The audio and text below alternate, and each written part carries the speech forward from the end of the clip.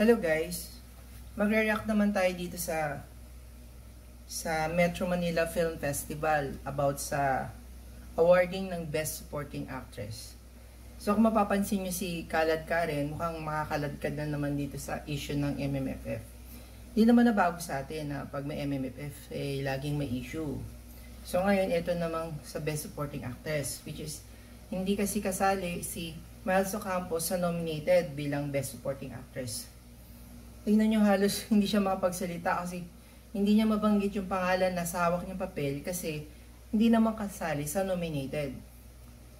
So, dito pumapasok yung kasabihan na kung hindi para sa'yo, hindi mapapasayo.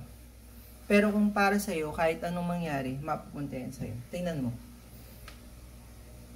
In-announce din nila na kasali si Miles Ocampo sa Best Supporting Actress as nominated.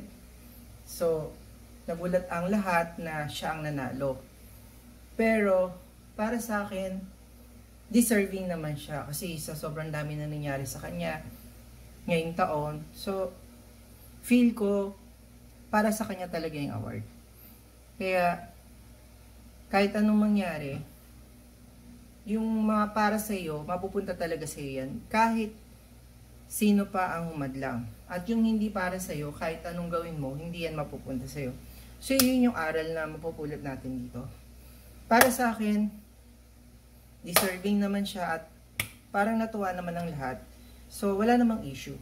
Yun lang kasi, ba't parang late na na-announce na kasali siya sa nomination?